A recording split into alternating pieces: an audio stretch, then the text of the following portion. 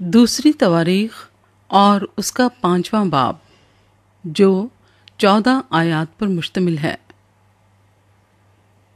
اس طرح سب کام جو سلیمان نے خداوند کے گھر کے لیے بنوایا ختم ہوا، اور سلیمان اپنے باپ داؤد کی مقدس کی ہوئی چیزوں یعنی سونے اور چاندی اور سب ظروف کو اندر لے آیا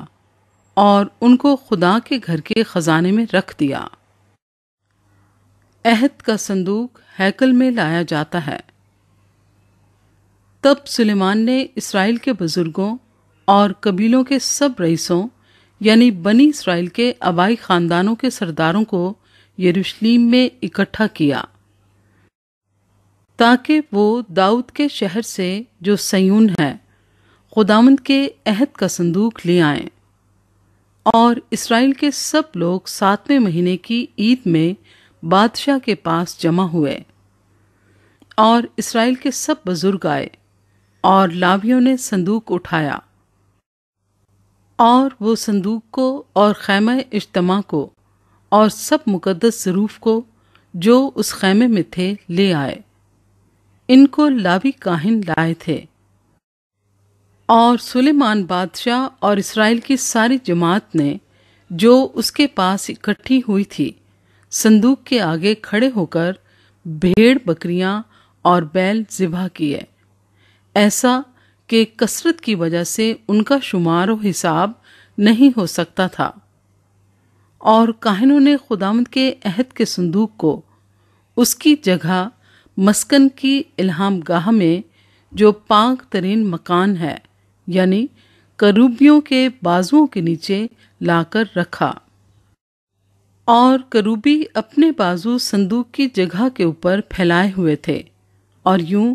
کروبی صندوق اور اس کی چوبوں کو اوپر سے ڈھانکے ہوئے تھے، اور وہ چوبیں ایسی لمبی تھیں کہ ان کے سرے صندوق سے نکلے ہوئے الہام گاہ کے آگے دکھائی دیتے تھے پر باہر سے نظر نہیں آتے تھے، اور وہ آج کے دن تک وہی ہیں۔ اور اس صندوق میں کچھ نہ تھا سوا پتھر کی ان 2 لوہوں کے جن کو موسیٰ نے ہورب پر اس میں رکھا تھا۔ جب خداوند نے بنی اسرائیل سے جس وقت وہ مصر سے نکلے تھے عہد باندھا۔ خداوند کا جلال۔ اور ایسا ہوا کہ جب کاہن پاک مکان سے نکلے، کیونکہ سب کاہن جو حاضر تھے اپنے کو پاک کر کے آئے تھے اور باری باری خدمت نہیں کرتے تھے، اور لاوی جو گاتے تھے وہ سب کے سب جیسے آصف اور ہیمان اور یدوتون اور ان کے بیٹے اور ان کے بھائی کتانی کپڑے سے ملبس ہو کر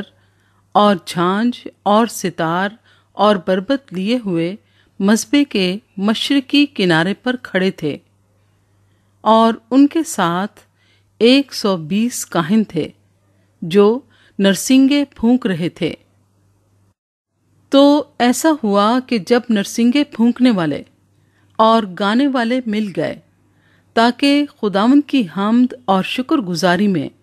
ان سب کی ایک آواز سنائی دے،